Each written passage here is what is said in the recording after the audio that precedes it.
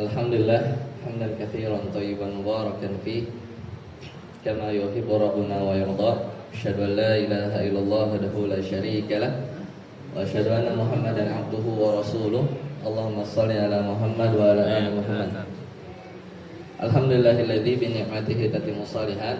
Alhamdulillah, segala puji bagi Allah Subhanahu wa taala. Kita masih diberikan pertama Bapak Ibu sekalian nikmat sehat ya, sehingga itu adalah nikmat yang dimana banyak manusia melalaikan nikmat tersebut ya. Dan kita memang diperintahkan selain untuk exercise ya, latihan fisik kita, yaitu lari lah, tenis meja. Bahwa Bapak Ibu ada yang suka padel, tenis ya. Kalau sekarang anak zaman sekarang, mungkin anak-anak Bapak Ibu sekalian ada yang suka padel, lari, itu adalah exercise, latihan fisik. Ya, namun ya, di antara bentuk kita mensyukuri nikmat sehat juga adalah kita latihan berpikir ya, kita menuntut ilmu. Kata Nabi SAW, talabul ilmi fardhatun ala kulli muslim. Karena menuntut ilmu itu adalah kewajiban bagi seorang muslim, dan termasuk di sini dalam hadis ini adalah muslimah juga, ibu-ibu ya, anak-anak perempuan kita dan seterusnya. Nah, lagi-lagi kita setelah kita dimampukan oleh Allah melalui taufik dan juga hidayah, kita bisa menyambung melakukan kebaikan dari kebaikan yang satu. Mungkin tadi sholat subuh kita sudah berjamaah, nggak lewat, sempat tilawah, sempat zikir.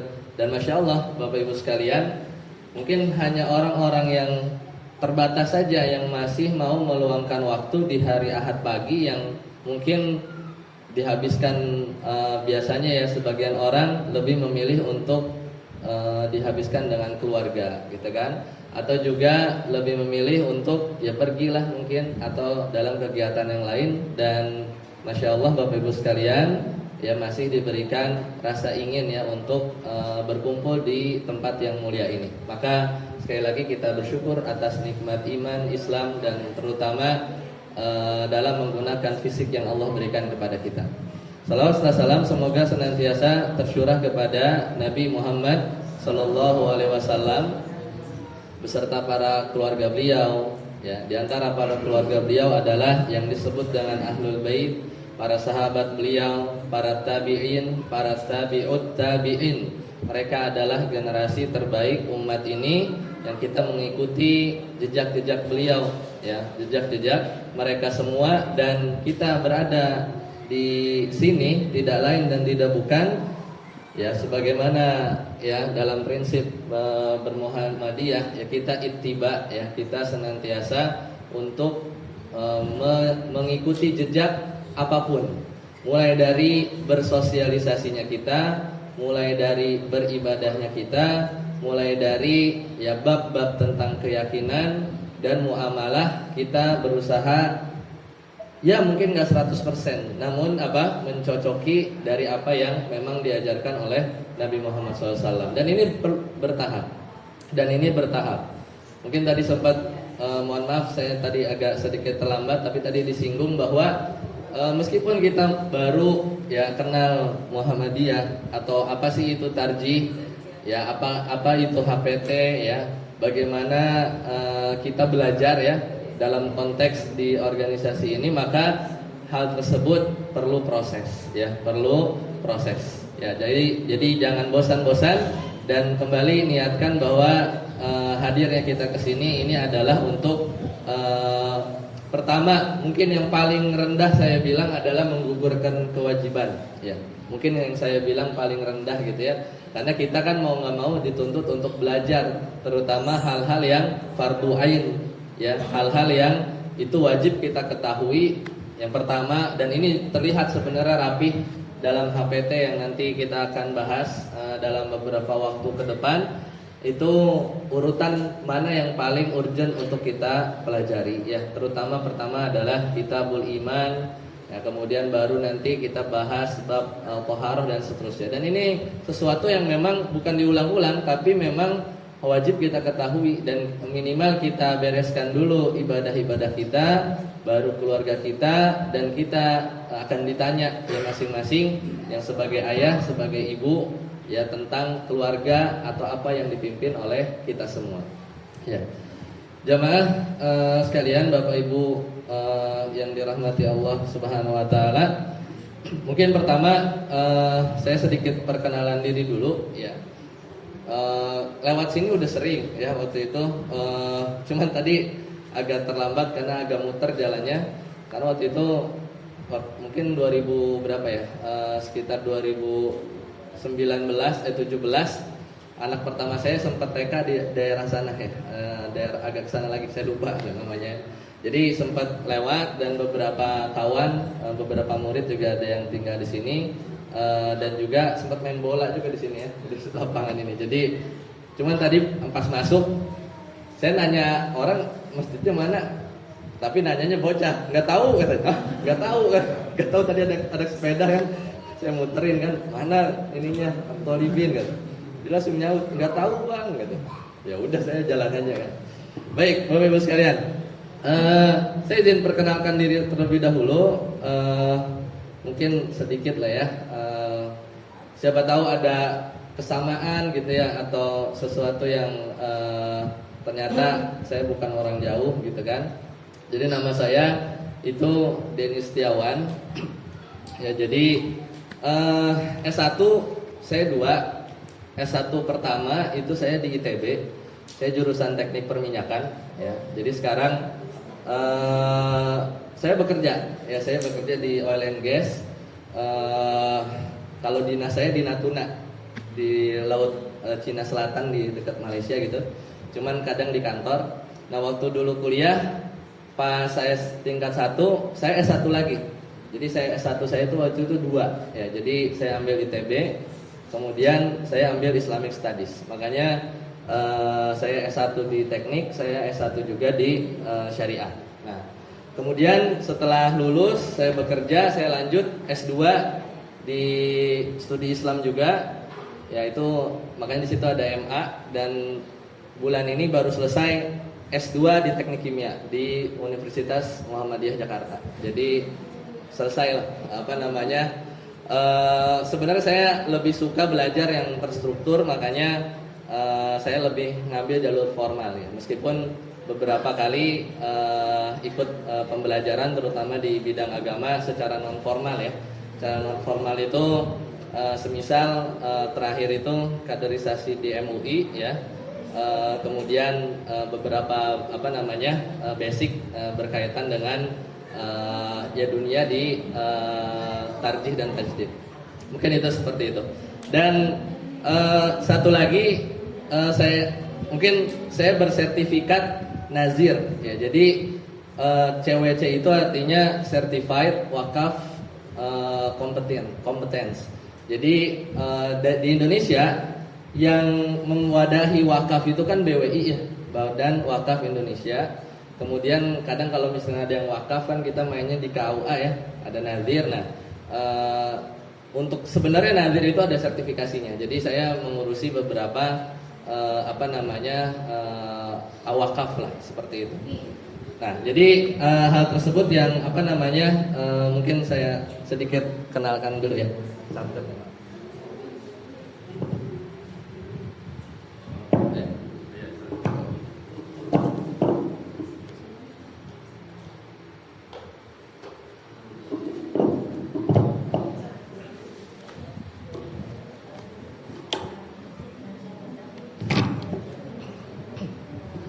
Ya, jadi seperti itu. Dan di Muhammadiyah sebenarnya mulai dari ranting, saya ranting Sawangan, kemudian baik di ranting dan di cabang juga di bidang majelis tarjih dan tajdid, kemudian di PDPM pimpinan daerah pemuda tapi ya, saya di bidang pengkajian agama ya. Jadi tapi masa bakti yang lalu ya, yang sekarang saya di MTT cabang. Jadi bukan di PDM seperti itu. Baik, itu mungkin sekilas ya. Jadi nanti kita akan coba bahas karena saya agak terlambat, saya bawa hadiah nih, ya masih disegel ya. Saya bawa hadiah yang nanti mungkin kita akan bahas yang ini dulu ya Bapak Ibu. Kalau mau beli boleh yang kecil dulu, lebih kecil, ya lebih murah ini. Karena HPT kita itu ada yang hijau ya, yang ini nanti kita akan bahas. Silakan nanti bisa dicari. Kemudian yang ini kalau punya dulu nggak apa-apa, tapi mungkin kita di lain waktu ya. Ini yang 3 ya. Meskipun ini cetakan pertama, tapi ya memang begitulah konsistennya HPT gitu ya. Ada beberapa revisi atau mungkin putusan yang berubah berdasarkan kongres ya, nanti kita lihat. Ya, nanti kita akan bahas, dan ini mungkin nanti saya akan hadiahkan, masih baru ya, masih baru. Baik, Bapak Ibu sekalian, jadi kita mulai. Jadi nanti kita akan coba sisir ya sedikit demi sedikit bagaimana putusan tarjih itu dibuat dan bagaimana isinya ya,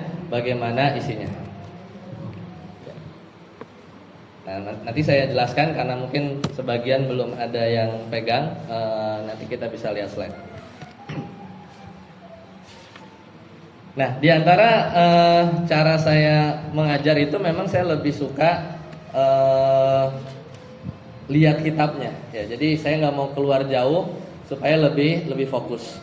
Dan bidang keahlian saya tadi S1 S2 sebenarnya latar belakang saya itu lebih banyak membahas tentang akidah, bahasa Arab dan Al-Quran ya. Jadi mudah-mudahan yang sedikit ini bisa kita kita bisa belajar bareng ya, bisa belajar bersama-sama, dan dari situ kita terus ya. Intinya dari kita belajar itu adalah kita makin takut ya, kita makin takut kepada Allah ya. Karena orang-orang yang takut kepada Allah itu adalah orang-orang yang berilmu. Jadi bukan kita banyak wawasan, tapi kita makin tidak takut kepada Allah Subhanahu wa taala.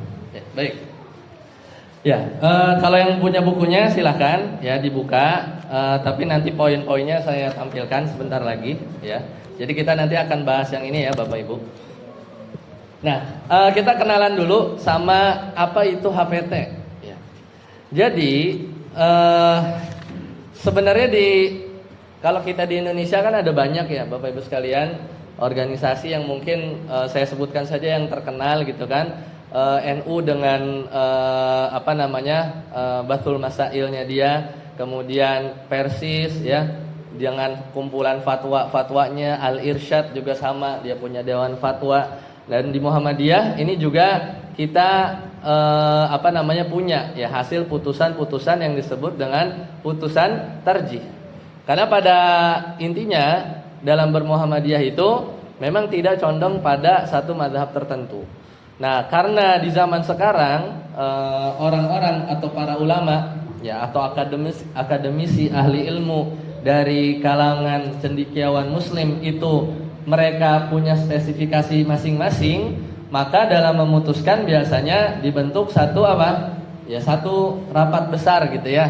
Atau kadang dibuat kongres ya berkali-kali kan, kemudian untuk membahas satu permasalahan ditinjau dari beberapa sisi, ketika disepakati mana yang lebih rajih ya lebih kuat, maka itulah lahir putusan yang dinamakan putusan tarjih. Bisa direvisi tidak? Bisa saja ya, bisa saja. Tapi dalam hal-hal yang sifatnya pokok atau usul biasanya sudah pakem.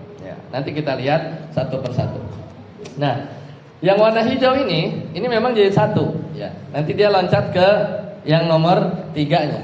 Dan ini adalah hasil ya, meskipun ini cetakannya bermacam-macam. Dari sini kita akan belajar kalau di kalau di bagian ini, kalau di bagian yang warna hijau ini jilid 1, itu nanti kita akan masuk beberapa bab ya, beberapa bab.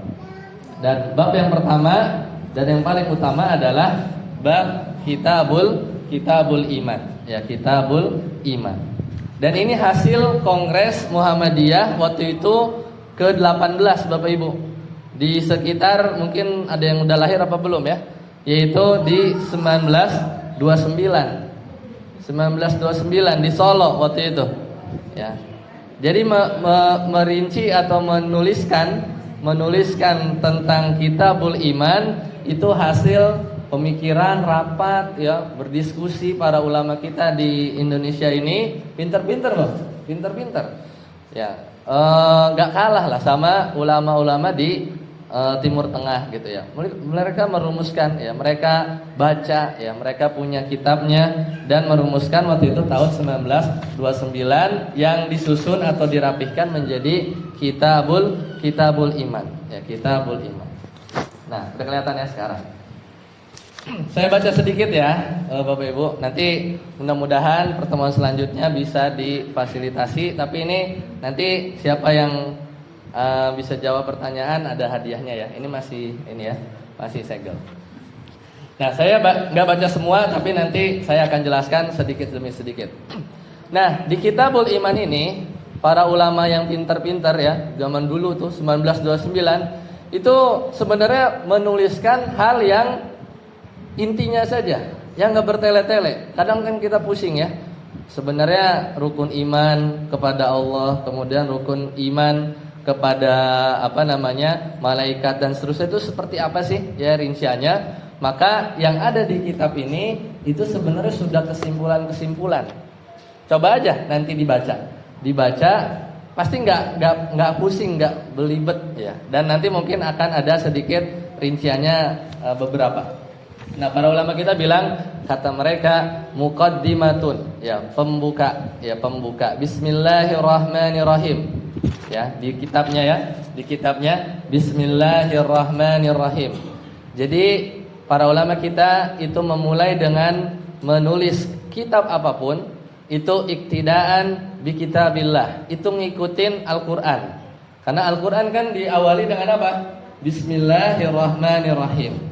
Kemudian mereka menulis la ilaha illallah wahdah la syarikalah wa bihil haulu wal quwwah. Dimulai dengan lafaz tauhid. Bahwasanya kata mereka langsung bersaksi tidak ada ilah yang berhak diibadahi kecuali Allah semata. La syarikalah, tidak ada sekutu bagi Allah. Sekutu dalam apa? Dalam peribadatan. Karena orang-orang di zaman di Mekah ketika Islam waktu itu datang atau Nabi SAW diutus, orang-orang kafir Quraisy ketika itu mereka menyembah Allah. Ya, kalau ditanya siapa yang menciptakan langit dan bumi, la yaqulunallah, maka mereka akan bilang Allah. Orang kafir Quraisy jawabnya kalau ditanya man khalaqas samawati wal ard, siapa yang ciptain langit dan bumi, la yaqulunallah dalam Al-Qur'an, maka mereka akan jawab Allah. Tapi masih dibilang ya berbuat syirik karena mereka nyembah Allah juga satu, nyembah yang lain juga itu yang dijejerin di Ka'bah kan. Itu kan dulu isinya sekutu-sekutu lah, atau dibilang berhala-berhala yang mereka juga menyembah kepada berhala tersebut. Ya, maka dibantah di sini sama para ulama kita di tahun 1929, la ilaha illallah wahdah la syarikalah wa bihil haul wal quwwah. Dan segala kekuatan, segala daya upaya itu kembali lagi kepada Allah Subhanahu wa taala. Kemudian ya, ini hebat-hebat lah pokoknya ya. Pendiri-pendiri Muhammadiyah itu membuat simpel yang sebenarnya memang simpel. Cuman konteksnya ya, kalau kita lihat Indonesia zaman dulu, mungkin kemarin saya baru ada acara ya di daerah Jogja. Waktu itu saya ke museum yang isinya itu apa namanya ya, saya lupa museum. Intinya di situ ngejelasin ya, dulu kerajaan-kerajaan di Jawa itu seperti apa. Kan dulu kan mulai masuk awalnya Hindu ya, kemudian masuk Mataram Islam ya, terus Sri Sultan Hamengkubuwono sama Paku Alam ya, dan urutannya gitu ya. Dan mereka kebayang ya, orang-orang zaman dulu mungkin sekarang dengan gadget untuk memperkenalkan agama Islam itu dengan sangat mudah, tapi zaman dulu itu bukan main ya. Penetrasi ngajarin Islamnya pasti sulit. Makanya ya ada yang mungkin kecampur-campur ya, ada yang masih membawa mungkin budaya-budaya tradisi lama gitu kan, mungkin pendekatannya beda ya. Pendekatannya beda seperti saudara-saudara kita mungkin di organisasi sebelah ya, tapi Muhammadiyah ini punya wajah tersendiri ya. Wajah tersendiri, enggak ekstrim, enggak keras ya, tapi juga enggak lembek gitu, enggak ikut-ikutan gitu. Kita punya sikap ya, makanya ya intinya mudah. Makanya dibuat sama mereka, kata mereka, alhamdulillahil mubdi'il lil awami ya wal mu'idil arwahi ila ajsami yaumal qiyamah. Wassalatu wassalamu ala sayyidina Muhammadin khatamin nabiyyin wa afdalil mursalin wa ala alihi ajmain. Mereka menulis ya, diawali dengan ya penyebutan bahwasannya Allah menciptakan semua alam. Ini sebenarnya mereka itu ingin mengasih tahu kita nih pembaca bahwa Allah itu adalah Al-Khaliq, dan di sini masuk inti salah satu dari pembahasan kita yang disebut dengan tauhid rububiyah. Bahasa mudahnya itu tauhid rububiyah. Kita yakin bahwasanya Allah Subhanahu wa taala itu adalah yang menciptakan, ya, menciptakan baik ruh kita, baik juga jasad-jasad kita, dan juga yang memiliki mengatur yaumal qiyamah dari zaman dulu azali sampai nanti hari kiamat sampai seterusnya ya, sampai ke depan. Nah, di sini ya mau menanamkan satu pembahasan, yaitu adalah bahwasanya Allah adalah Maha Pencipta. Kemudian mereka melanjutkan dengan salawat ya. Nah, kemudian uniknya di HPT Bapak Ibu sekalian, itu selalu ada dalil, udah ngambil hadis gitu satu gitu ya. Kemudian dijelasin dengan bahasa yang mudah. Coba aja dibuka, mau di bab apapun begitu urutannya. Jadi dikasih hadis ya, landasan pertama ya, kemudian adalah dijelasin sedikit. Karena memang begitu ya dalam belajar ya, dalam belajar. Perhatikan ya, kalau ada yang bukunya, hadisnya ini saya. Nah, ini di HPT langsung nih setelah salawat, setelah salam, kemudian kata mereka para ulama kita, semoga Allah mengampuni mereka, wa qad warada fil hadithi an Umar radhiyallahu anhu qala. Nah, hadis Umar. Ini disebut apa? Hadis Jibril. Itu ada di mukadimah HPT. Ini ada di kitab, kalau yang punya terjemahannya kitab Al-Arba'in An-Nawawi ya, hadis nomor 1. Ya, kalau punya ya terjemahannya. Dan ini disebut hadis Jibril karena Jibril datang ya, tiba-tiba datang ya, pakaiannya bagus, nggak ada yang kenal dari para sahabat ya.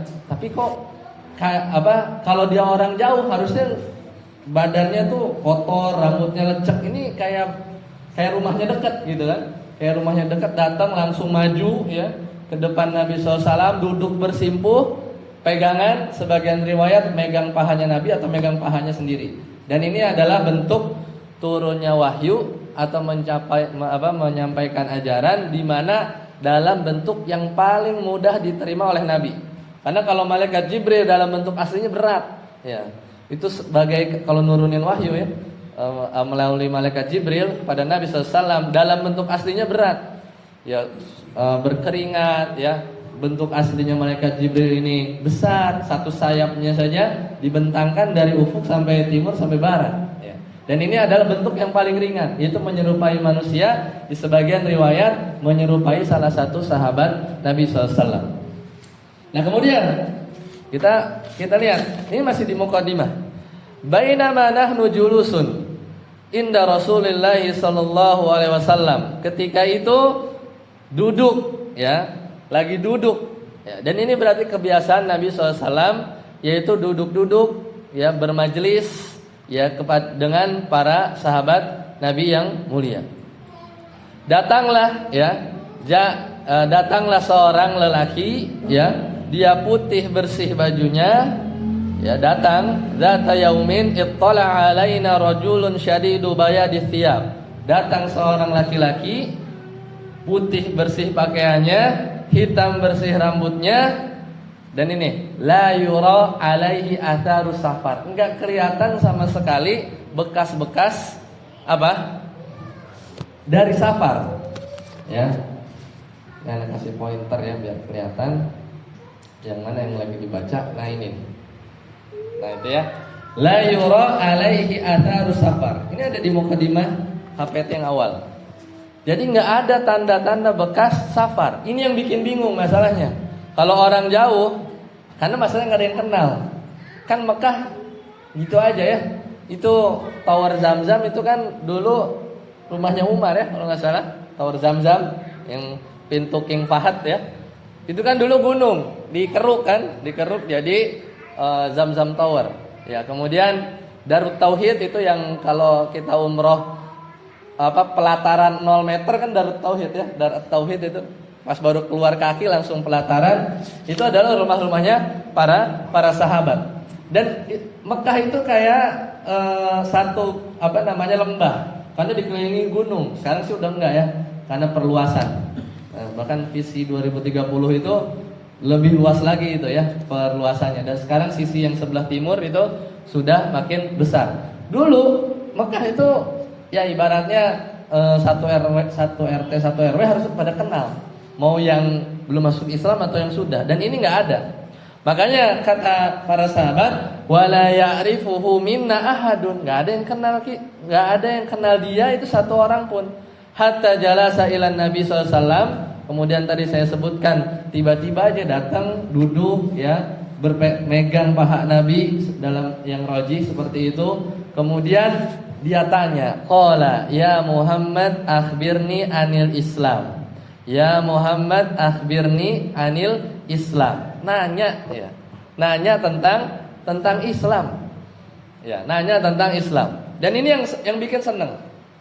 Biasanya para sahabat kalau lagi belajar itu datang orang Arab Badui, itu orang yang nggak tahu adabnya agak kurang ya, kalau manggil Nabi Muhammad tuh bukannya Rasulullah tapi ya Muhammad gitu ya. Pokoknya, tapi seneng karena dari mereka lah muncul pertanyaan-pertanyaan yang kalau ditanya sama para sahabat tuh agak malu gitu ya. Tapi kalau orang Arab Baduy datang tiba-tiba masuk ke Masjid Nabawi ya, duduk di pojokan langsung kencing gitu kan. Kan begitu kan orang-orang Arab Baduy. Dan sekarang masih ada tuh. Kalau kita misalnya kita ke Taif nih, naik kereta gantung itu suka ada tuh di bawah-bawah tuh lagi gembala. Cuman mobil Arab Baduy sekarang Range Rover ya, bukan Fortuner lagi kan, Porsche gitu. Itu Arab Baduy sekarang punya kambing, cuman sebelah gubuknya itu mobilnya mobil 5000 cc gitu ya. Itu Arab Baduy ya.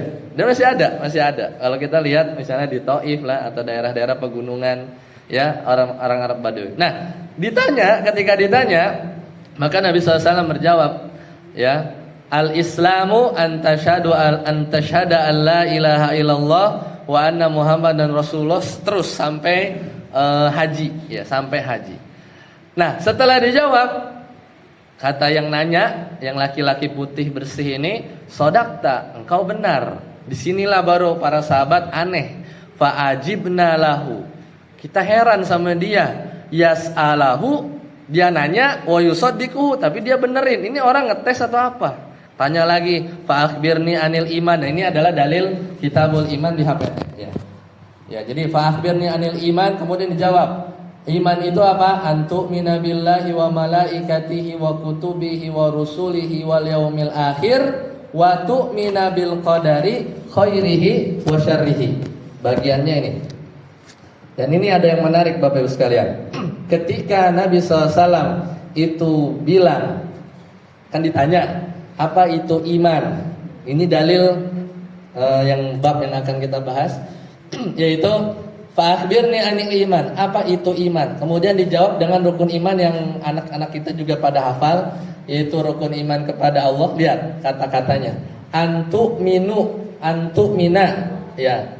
Kamu beriman billah, satu. Wa, pakai wa ya Bu, Bapak Ibu sekalian, wa malaikatihi.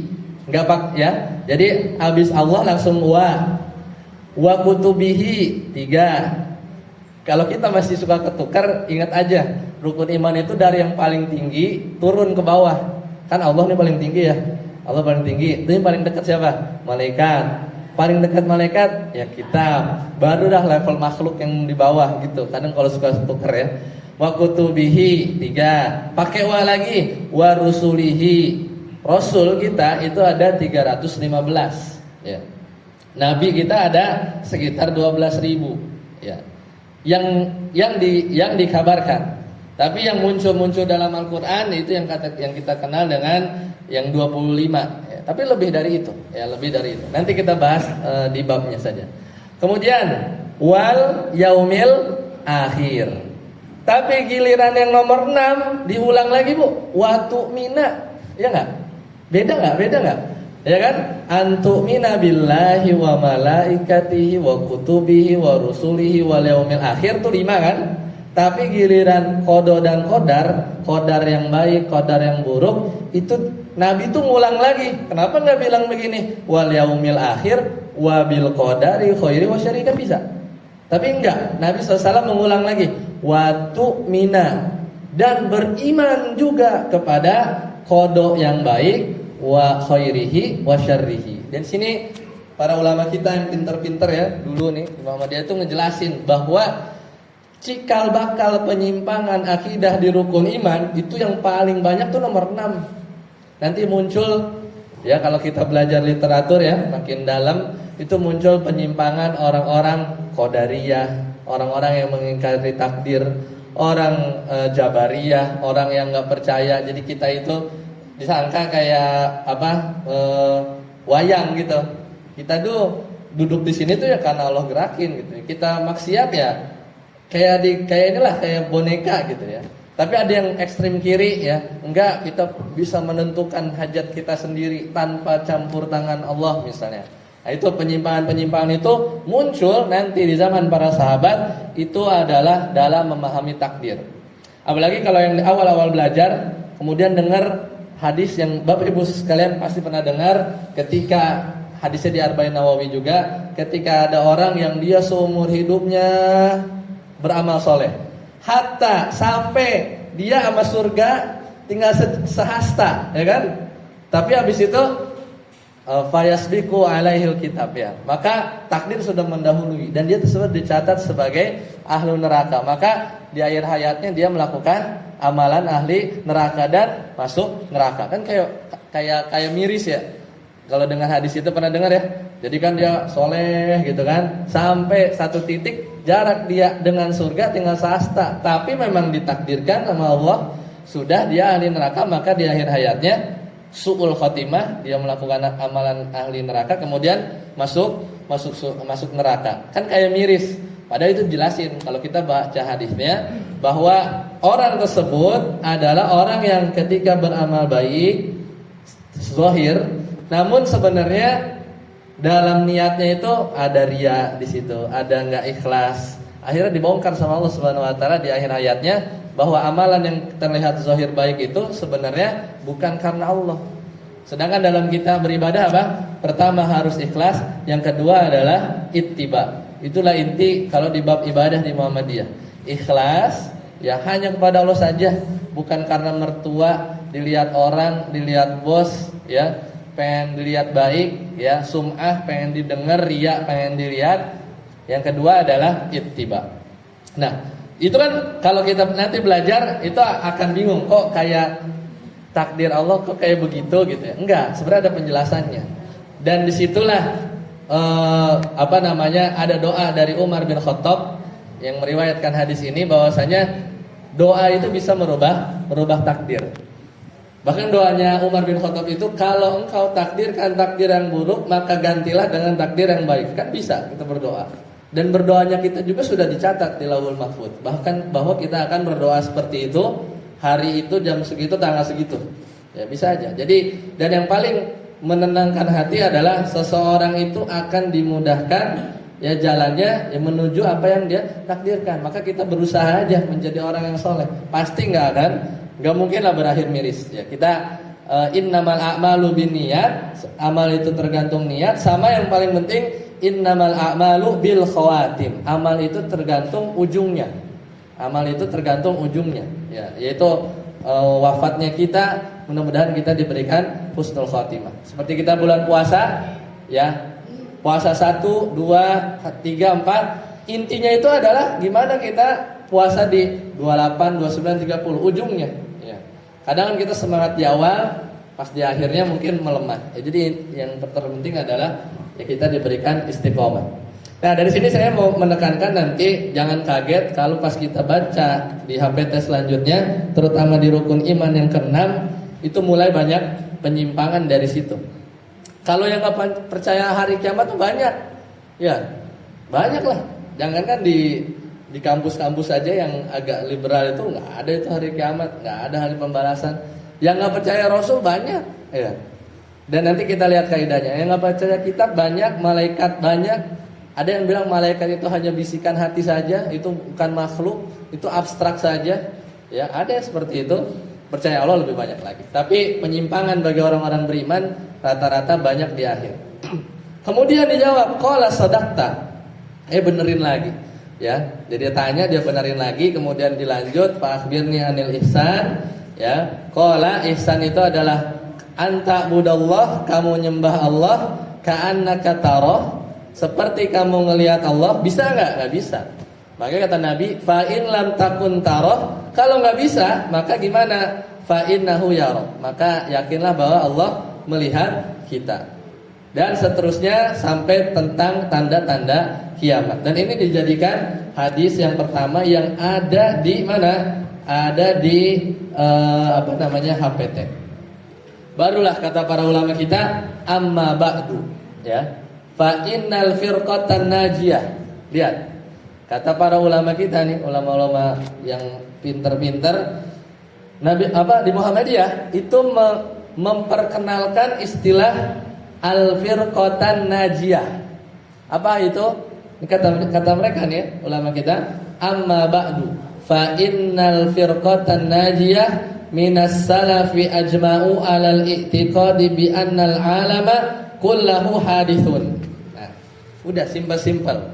Jadi golongan yang selamat, bahasa kerennya sekarang itu ahlus sunnah wal jamaah, gitu ya. Bahasa yang mungkin sering didengar itu adalah bahwasanya keyakinan menurut ahlus sunnah wal jamaah itu golongan yang beruntung. Di sini disebut al-firqatan najiyah minas salaf, dari orang-orang terdahulu, adalah bahwa para sahabat itu mereka bersepakat bahwasanya alam adalah ya sesuatu yang baru. Ini mungkin kalau dulu kita pernah belajar mungkin sifat-sifat Allah ya, atau tentang kan ada alam, ada makhluk ya. Di sini disampaikan oleh para ulama kita bahwasanya alam itu adalah sesuatu yang baru. Kan alam itu kan yang di luar Allah. Yang tadinya ada jadi nggak ada, yang tadinya nggak ada jadi ada. Yang dulu kita kan syai'an madhkuro, dulu tuh kita nggak disebut, namanya aja nggak dikenal, tapi sekarang jadi orang, ya kan, melalui proses. Ya, makanya kalau ada orang sombong, ya, di sebagian kisah para ulama, ketika ada orang sombong dia bilang, kamu nggak kenal siapa saya? Saya kenal, kamu itu kan dari setetes mani yang hina, ya benar juga kan? Jadi itu biar dia ingat asal muasal dia. Kalau ada orang yang sombong, lu nggak tahu siapa gua? Ya kamu itu kan setetes mani yang keluar dari ayahmu, kemudian masuk ke rahim ibumu, dan sekarang kamu lahir. Ya semua orang juga begitu. Jadi supaya mengembalikan, dan betapa banyak di Al-Quran itu menyebutkan tentang hal tersebut kan. Jadi untuk supaya manusia ini nggak sombong, ya manusia ini nggak sombong, dan kerasa itu adalah dalam proses haji, ya. Mau yang pangkatnya mentereng, ya udah semua dengan selembar kain aja, gitu kan. Yang di tiduran nanti mabit di Muzdalifah ya beralaskan pasir dan beratapkan langit, sama aja. Ya, jadi semua sama, ya semua sama. Nah, maka kata mereka, semua yang di alam khalaqahullahu minal adami wa huwa qabilun lil fana. semua alam ini dulunya nggak ada. Dan Allah adain. Allah adain. Ini untuk membuktikan ini, orang-orang pinter di ilmu-ilmu fisika itu harus bikin teori macam-macam. Ya. Ya, yang paling terkenal itu adalah teori Big Bang-nya itu. Big Bang-nya orang-orang di fisika yang bilang bahwa alam semesta ini ya meledak gitu kan, meledak. Dari ada nggak jadi yang nggak ada jadi ada. Padahal ini sesuatu yang mudah sekali dipahami, bahwasanya Allah yang menciptakan semua hal tersebut. Ya, itu. Nah, sekarang kita lihat ya. Nah, kemudian setelah menyebutkan tersebut, barulah ya para ulama kita memulai pembahasannya dengan pembahasan nomor 1. Ya, kalau nanti buka bukunya di halaman 13. Jadi kita mulai, kata para ulama kita, qalal musannif rahimahumullah, ya. Semoga Allah merahmati para ulama-ulama yang sudah berjasa ya dalam memudahkan pelajaran yang memang sebenarnya mudah. Kata mereka, al-imanu billahi azza wajal, beriman kepada Allah Subhanahu wa taala atau yang maha mulia.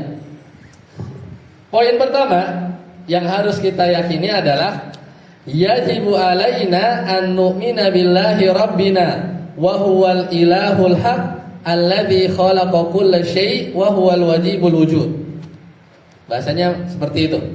Jadi intinya kata para ulama yang dulu nulis HPT ini bikin simple, intinya tuh kita wajib beriman kepada zat yang memang dia berhak untuk diibadahi. Sekarang saya tanya, ada nggak zat yang berhak untuk diibadahi selain Allah? Nggak ada, karena zat-zat yang katanya itu bisa disembah itu semuanya nggak ngatur kita, nggak ciptain kita, nggak bisa mendatangkan mudarat, nggak bisa mendatangkan manfaat. Emang dia bisa? Itu jimat-jimat ya, itu apa namanya penangkal gitu kan, atau penglaris. Emang dia bisa mendatangkan manfaat? Enggak, yang datangin manfaat hanya Allah Subhanahu wa taala. Penangkal apa? Teman saya dulu tuh teman istri waktu itu ya. Dia orang Lampung. Dia enggak tahu ada orang Lampung enggak. Dia kuliah waktu itu di UI, mungkin karena baru keluar ya dari SMA-nya, kemudian sampai di UI. Oh, ternyata dia cerita ke istri saya. Saya dibekelin nih sama orang tua saya gitu kan. Gini ada bekelan lah gitu. Apa ya, pas dilihat itu sebenarnya kayak semacam jimat lah, dalamnya itu ada beras atau apa.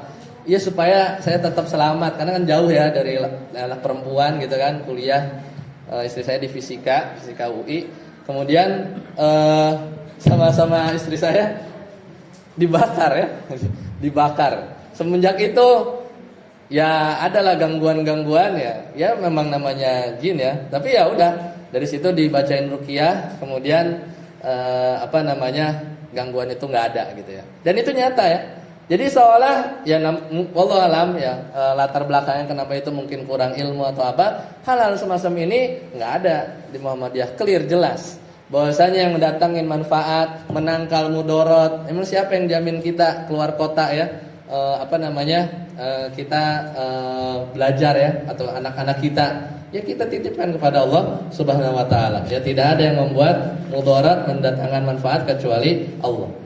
Nah, kemudian kata para ulama, ya, wa huwa ala kulli syai'in qadir. Allah itu adalah yang maha mengatur sesuatu. Kita hafal ayatnya, innama amruhu idza arada syai'an an yaqulu lahu kun fayakun.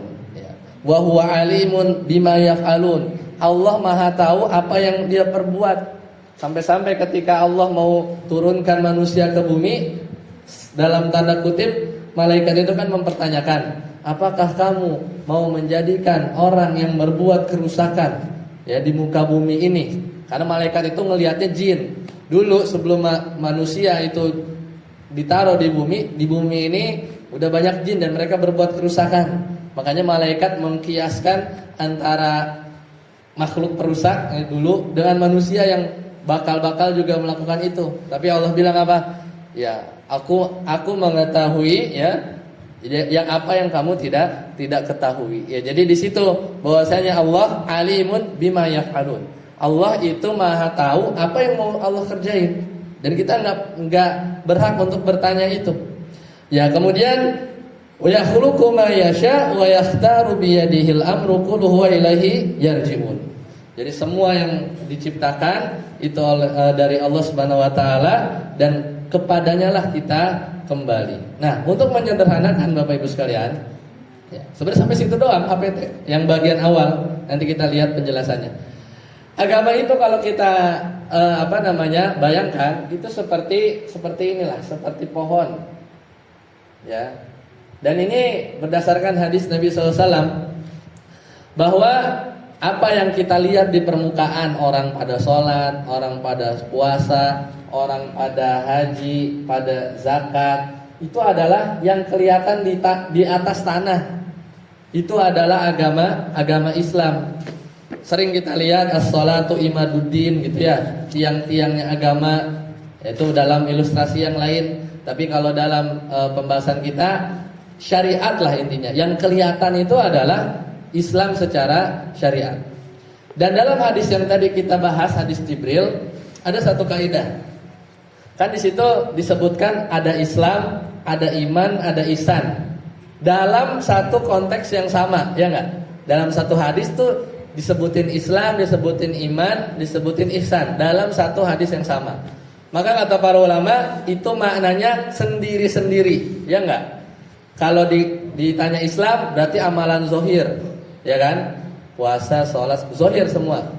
Pas disebut iman, amalan batin semua. Keyakinan, iman sampai qada dan qadar. Disebut ihsan sebagaimana yang tadi sudah disebutkan.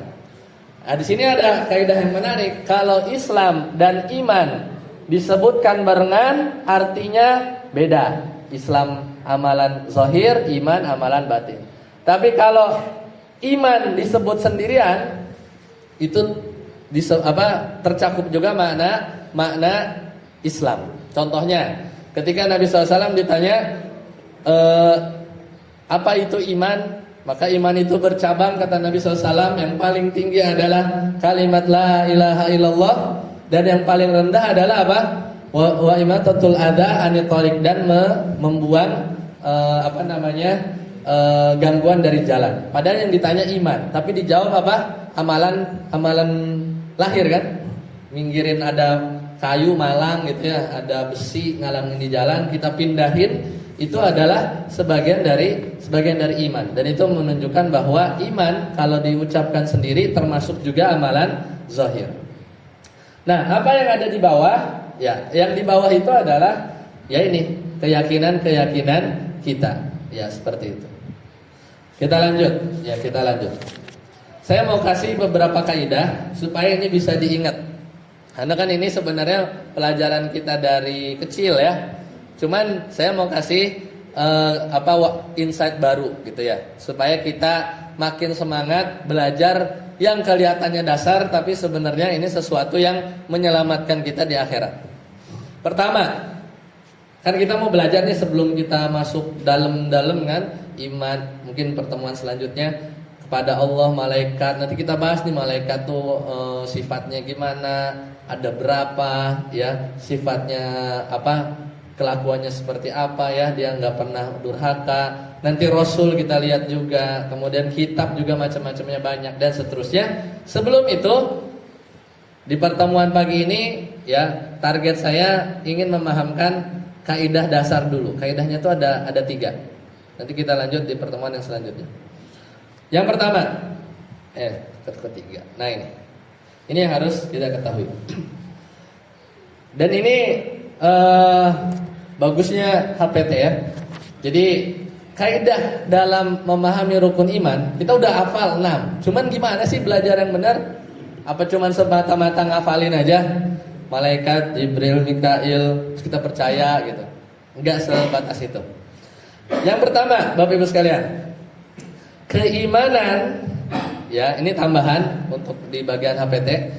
Keimanan kepada seluruh rukun iman itu wajib. Konsekuensinya apa? Siapa yang mengingkari satu aja dari 6, satu kan ada 6, saya 5 aja deh gitu ya, satunya nggak mau gitu ya, nggak aci, nggak bisa. Ya, siapa yang mengingkari satu saja dari 6, maka dia sudah melakukan kekufuran. Kenapa? Karena sepaket Bapak Ibu sekalian. Dalilnya apa? Di surat Al-Baqarah. Ya, disebut nih langsung. Semuanya beriman. Ya, wal mu'minuna kullu amana billahi wa malaikatihi wa kutubihi wa rusulih sampai rasul, ya. Kemudian la nufariku, ya, baina ahadin min rusulih, enggak beda-bedain, ya, sampai akhir ayat. Jadi dari 6 ini kita harus percaya semuanya secara global dulu. Jangan sampai seperti misalnya kalau orang ateis nomor 1 udah dicoret kan, dia nggak percaya Tuhan. Namanya juga A itu tidak, teis itu adalah ya percaya atau Tuhan. Ya. Itu satu, dipahami ya, insya Allah mudah. Yang kedua, demikian pula untuk masing-masing rukun iman. Nanti kita bahas mungkin hari ini di pertemuan selanjutnya. Maka masing-masing rukun iman, berarti yang kepada Allahnya, kepada malaikatnya, itu harus diimani secara utuh. Nggak boleh setengah. Misal iman udah percaya, malaikat percaya dari Jibril sampai Ridwan Malik, ya semuanya percaya. Kemudian kita percaya semuanya. Rasul percaya juga kecuali Nabi Muhammad SAW. Itu kayak orang apa? Ya orang Yahudi lah, orang Nasrani. Mereka percaya semua nabi-nabi Bani Israel percaya. Stop sampai Nabi Isa karena hasad dan dengki, terutama ahlu kitab yang namanya Yahudi itu. Mereka disebut beriman nggak pada akhirnya? Enggak. Bani Israel tuh beriman kepada Allah, malaikat. Meskipun belakangan ada penyimpangan ya, Rasulullah kitab. Nabi semua A sampai Z berhenti Nabi Isa, giliran Nabi Muhammad mereka enggak. Maka sah enggak? Enggak. Jadi pertama global dulu 6-6-nya, baru rinciannya juga harus utuh. Jadi enggak boleh. Misal ada orang dia beriman kepada Taurat, Injil semua, tapi Al-Qur'an enggak, berarti enggak. Itu kaidahnya ya. Jadi kita bisa bedain mana yang keimanannya valid, mana yang enggak. Nah, yang terakhir adalah yang ketiga, beriman kepada rukun iman itu harus sesuai dalil dan aturan syariat. Dan ini model-model kita belajar ya dalam ya bermuhammadiyah. Kita tuh bisa nanya gitu, emang dalilnya apa? Nggak apa-apa kritis dikit gitu ya, supaya kita beramal di atas ilmu, bukan beramal ikut-ikutan. Meskipun kita melalui wasilahnya itu kita lewat organisasinya, tapi belajar dari mana aja, belajar dari mana saja ya, selama itu orangnya kredibel, kita tahu pendalilannya, kita kan punya akal untuk berpikir, kita juga punya common sense lah, fitrah ya. Masa gitu sih, kan kita nanya kan, kayaknya nggak gitu kan. Ada pertanyaan-pertanyaan begitu, itu sudah membantu bahwa kita tuh beramal tuh, apalagi beragama, harus ada dasarnya. Makanya nanti kita rinci ya di pertemuan selanjutnya, beriman kepada Allah, malaikat secara rinci juga harus dengan dalil dan syariat yang benar. Contoh begini. Kita misal saya kasih contoh. Ada orang dia percaya kepada malaikat, Bapak Ibu, percaya. Ditanya, kita diskusi, dia percaya malaikat. Ya, kemudian kita misalnya ngomong sama orang-orang yang para filsuf ya, mungkin dari zaman dulu sampai sekarang. Mereka yakin malaikat itu ada, tapi keyakinannya itu beda sama kita.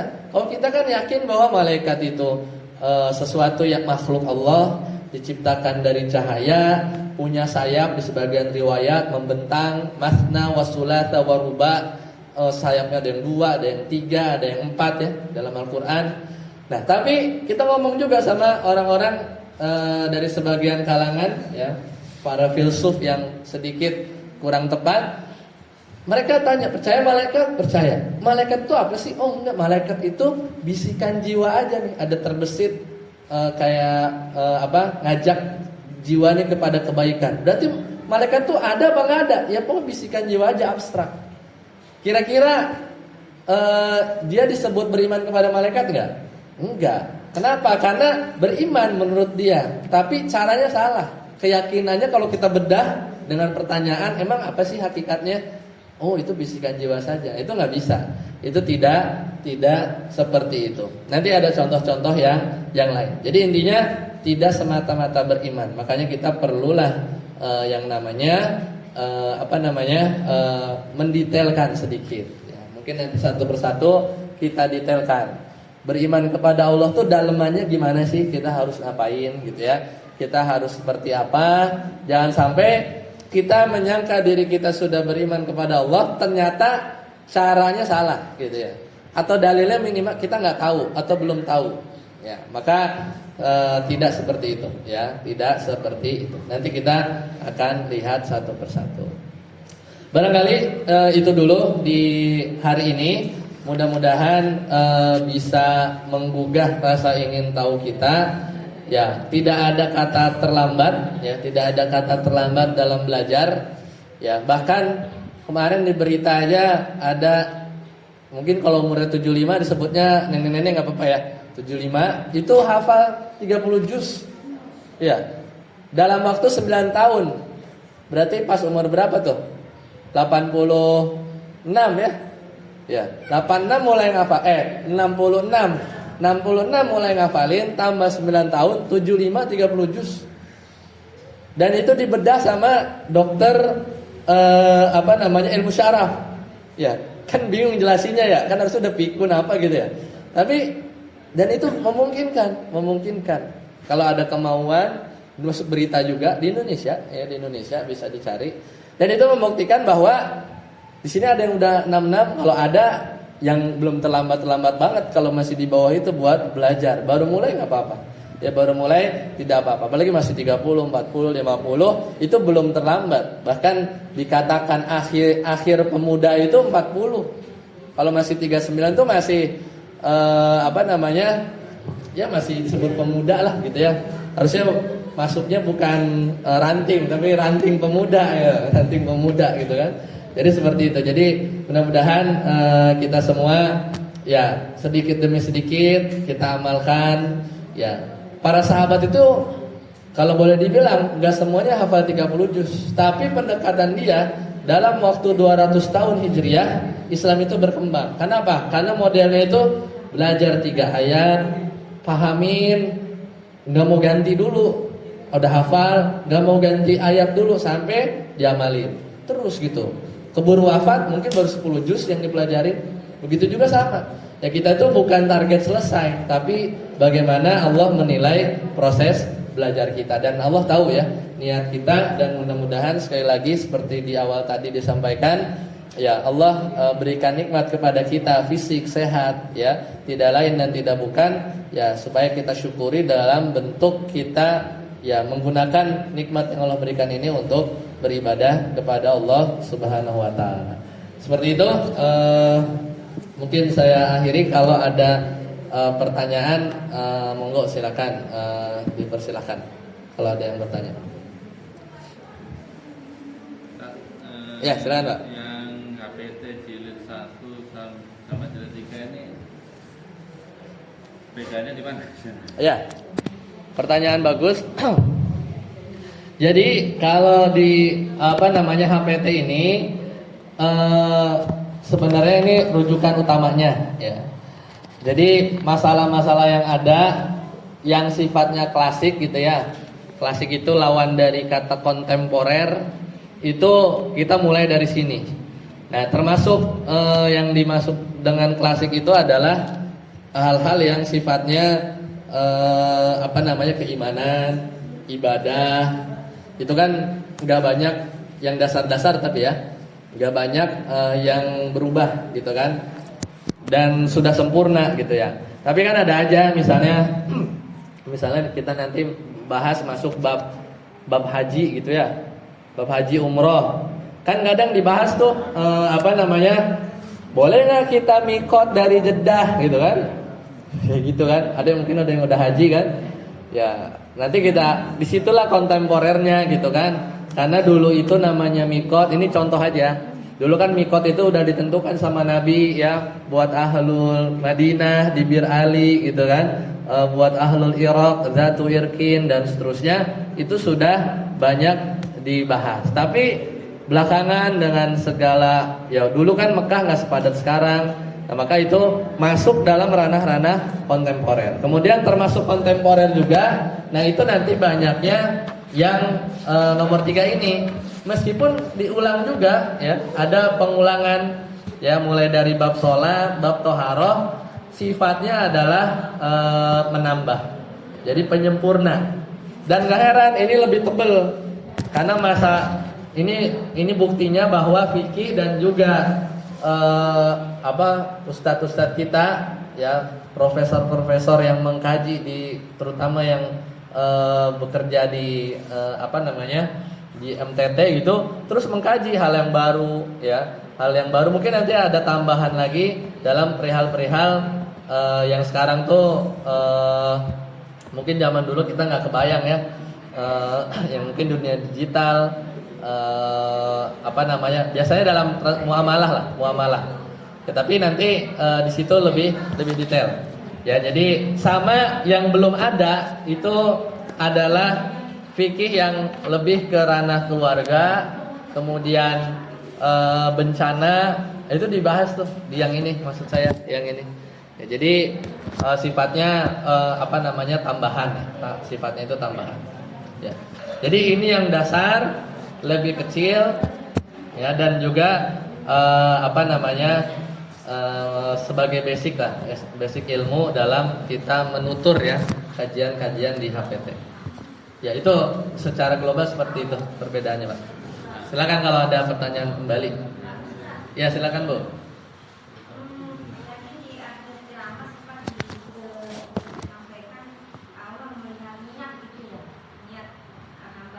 Nah, seperti yang sudah sepuh bisa 9 tahun hatam 36 juz itu. Betul. Nah, ini ada kasus di lapangan itu. Tadinya rajin ikut grup Dewan Juz. Namun dalam perjalanannya sangat mempunyai cita-cita untuk bisa menghafal seperti yang di luar sana, artinya dia one day one ayat hafalannya itu. Nah, setiap hari sebelum sholat itu pasti disempatkan untuk membuka mushaf itu untuk menambah hafalan dan murojaah.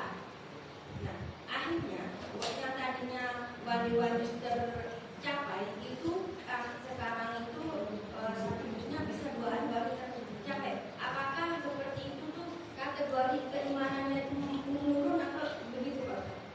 Ya, baik. Itu sebenarnya masih wajar ya, karena Nabi SAW waktu itu sempat ditanya sama para sahabat, yang sahabatnya ini tuh curhat juga kepada Abu Bakar As-Siddiq, dimana kalau lagi ngaji dia iman nambah, tapi pas pulang nggak jauh lah, pulang ke rumah kok kayaknya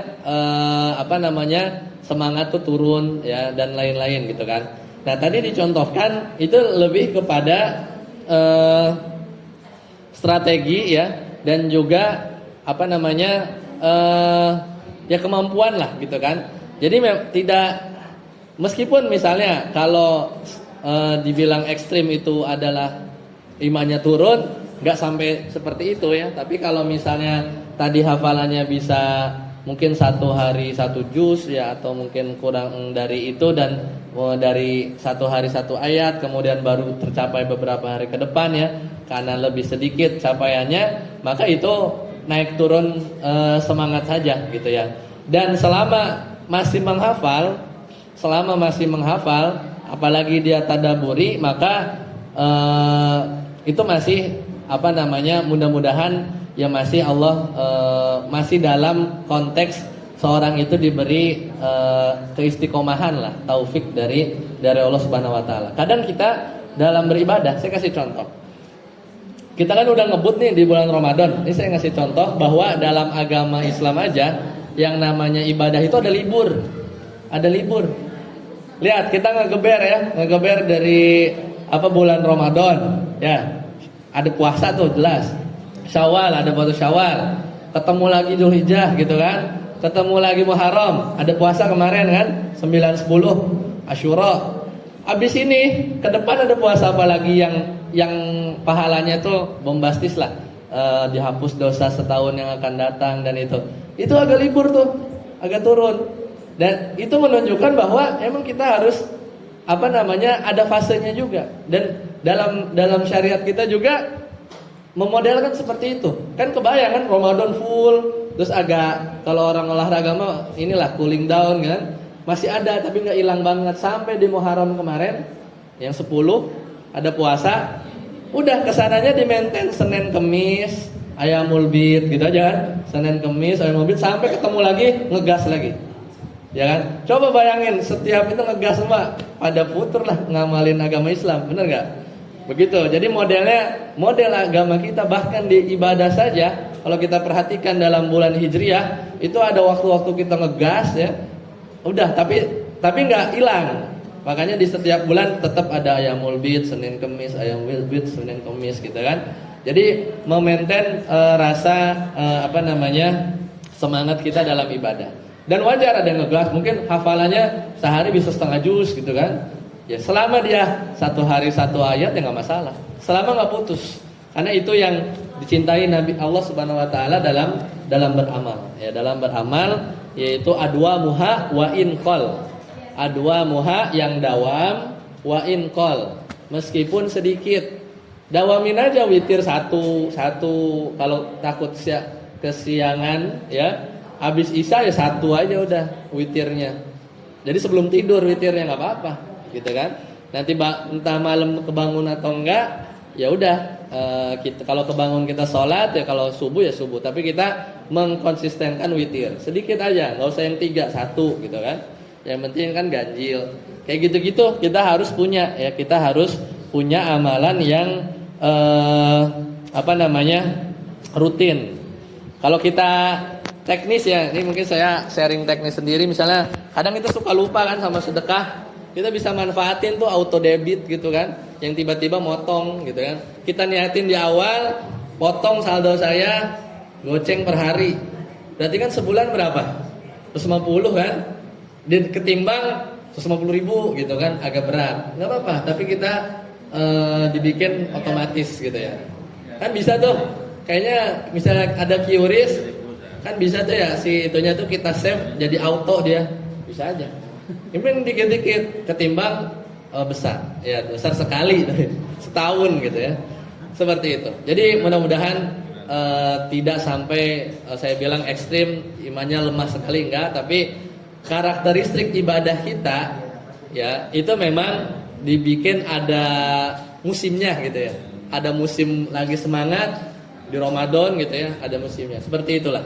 Ya, karakteristik kita dalam beribadah di agama ini supaya kita nggak jenuh. Kalau sepanjang tahun ngegas terus, pasti akan lemah lah, akan capek gitu ya, seperti itu. Silakan kalau ada pertanyaan kembali. Ya silakan Bu.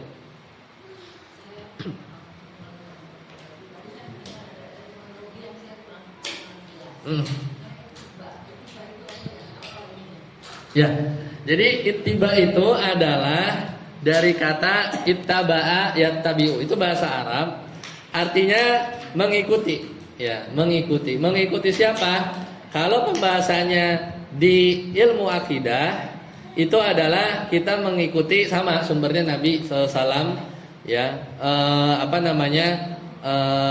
dari Al-Quran, hadis-hadis Nabi Muhammad SAW.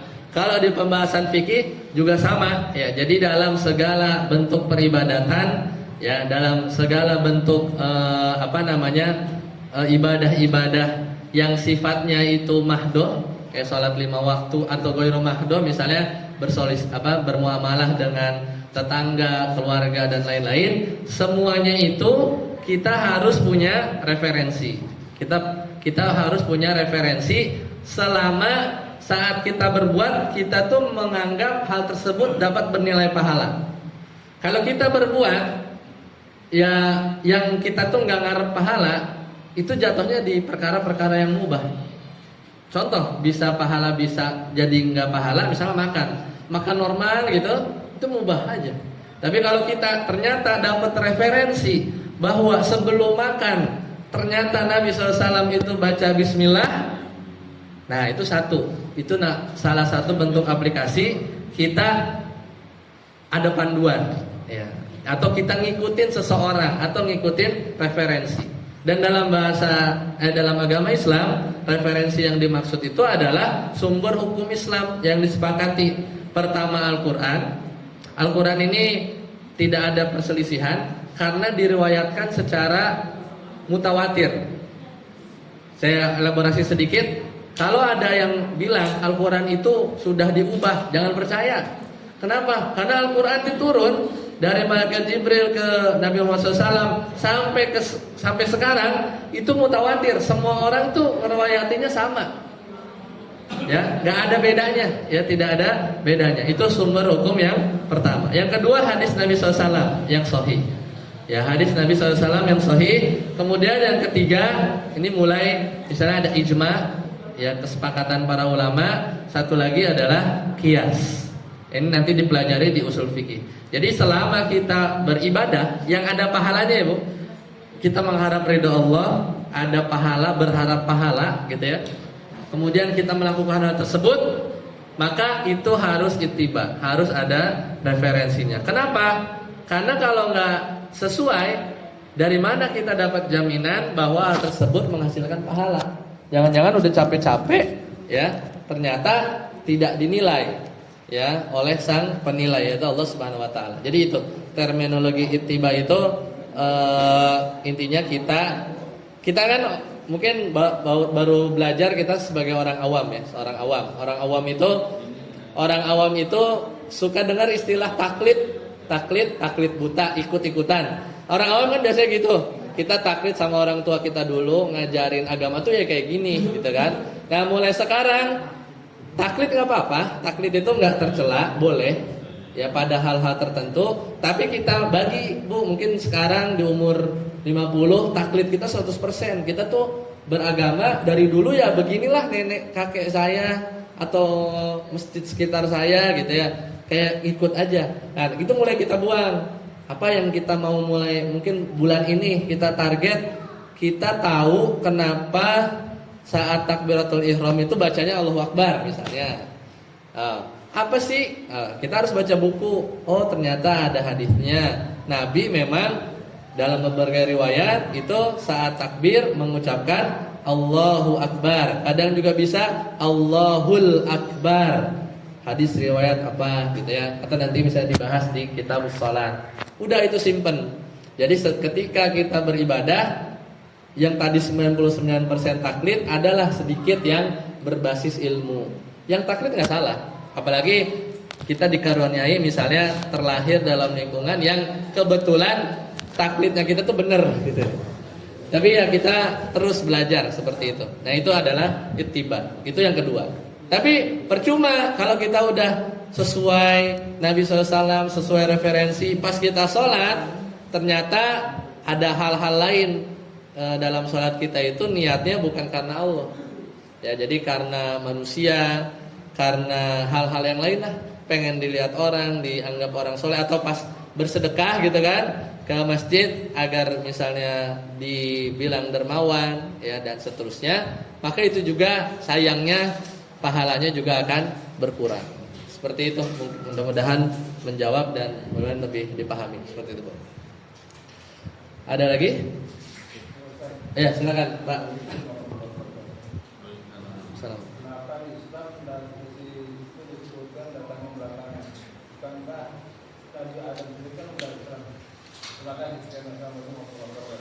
Ya, jadi kaitan antara para nabi itu punya kesamaan. Ya, jadi Nabi SAW itu bersabda bahwa para nabi ini, nabi dan rasulnya bersaudara, ya bersaudara. bapaknya satu tapi lain ibu gitu ya, lain ibu. Apa ibu di sini maksudnya adalah syariat. Ya, jadi syariat itu berbeda-beda. Makanya kalau ditanya apa beda Nabi dan Rasul, maka kalau DSD jawabnya kalau Nabi tidak wajib menyampaikan, kalau Rasul gitu kan. Itu ya agak ada benernya dikit gitu. Tapi yang paling jelas nyata, adapun Rasul itu dia diutus untuk ya dengan syariat yang baru, ya syariat yang baru. Beda syariat Bani Israel dengan kita zaman sekarang, meskipun masih ada yang kita ambil dari dulu. Misalnya rajam. Rajam itu bawaan syariat sebelumnya. Tapi orang Yahudi dihapus tuh di Taurat.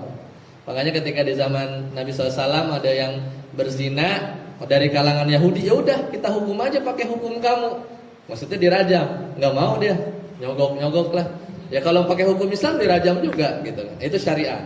Rasul itu datang membawa syariat baru. Adapun Nabi itu meneruskan syariat sebelumnya. Itu salah satu bedanya. Nah, adapun bapaknya itu satu, yaitu membawa ajaran bertauhid. Bahkan sejak Nabi Adam sampai di Nabi Nuh, semua itu mulai kan? Mulai orang-orang itu kenal syirik, kemudian dibinasakan dengan ditenggelamkan, diselamatkan yang hanya ada di kapal Nabi Nuh saja, sepasang pengikutnya. Ya kemudian lahirnya dari situ ya keturunan kita sampai sekarang, ada nabinya, setiap itu diutus. Maka sebenarnya Islam kalau ditinjau dari sisi bapak tadi, yaitu ajaran inti, yaitu artinya tauhid, itu ada sesuatu yang sama. Buktinya apa? Buktinya bapak para nabi itu yang terkenal disebutnya Nabi Ibrahim, Abul Anbiya. Karena dari Nabi Ibrahim lahir Ishak sama Ismail. Nabi Ishak itu terus sampai Nabi Isa, itu memang garis keturunan para nabi. Bani Israel itu adalah keturunan Nabi Yakub, ya Nabi Yakub. Nabi Ismail nggak ada nih, belum ada nabi sampai nanti Nabi Muhammad SAW. Jadi ajarannya Nabi Ibrahim apa? Lihat di Al-Quran. Ya Islam musliman, hanifan musliman, hanifan musliman. Ajarannya muslim. Nabi Ibrahim sama, kalau ditarik garis lurus juga ke Nabi Adam, apalagi di awal-awal penciptaan, Nabi Adam adalah orang yang berserah diri. Jadi ditinjau dari inti ajaran tauhidnya, itu bukan sesuatu yang baru, ya bukan sesuatu yang baru. Kenapa dianggap baru? Karena sudah merajalela kesyirikan, sudah jauh, kadang ada masa-masa kekosongan Nabi nggak diutus, seolah kosong gitu. Sekolah Islam itu nggak ada. Bahkan Islam itu kan pada akhir zaman akan menjadi asing. Itu bukan Islamnya nggak ada, tapi emang udah jauh aja, saking jauhnya agama ditinggalkan. Pas ada pembaharu, misalnya kayak Muhammadiyah datang 1929 membasmi TBC gitu kan, tahayul, misalnya bid'ah khurafat, ini kayak yang aneh. Iya apa aneh gitu kan dulu. Sekarang kan sudah mulai lebih membaur dan seterusnya. Ya, jadi sesuatu yang aneh. Jadi lebih karena itu sih sebenarnya seolah-olah datang belakangan. Tapi sebenarnya tidak ya, kalau dirunut sebenarnya selalu nyambung ya, selalu nyambung. Mungkin singkatnya seperti itu, Pak. Ya. Silakan kalau ada pertanyaan lagi. Kalau tidak ada, mudah-mudahan pertemuan ini bukan pertemuan yang terakhir dan kita masih terus bisa berbagi ya. Saya juga sini belajar dari pertanyaan-pertanyaan Bapak Ibu sekalian yang Masya Allah sangat bermanfaat. Satu pertanyaan sebagai penutup, hadiahnya ini ya. Pertanyaannya adalah, ya angkat tangan dulu. Ada yang angkat tangan? Oh nggak ada. Yaudah.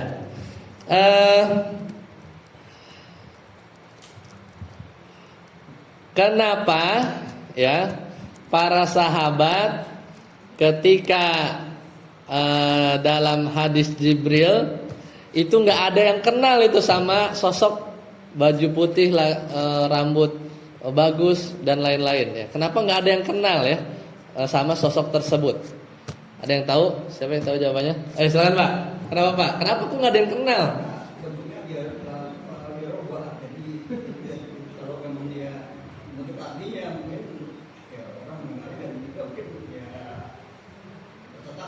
Iya. Betul. Karena dia rapih ya, Pak.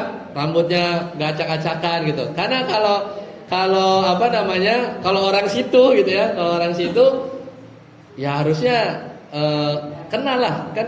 Tapi kalau orang jauh harusnya dia acak-acakan ya, seperti itu. Jadi apalagi kalau di wujud aslinya ya, wujud aslinya. Ya barakallahu fiik. Ya boleh lah. Ya, ini hadiah untuk Bapak.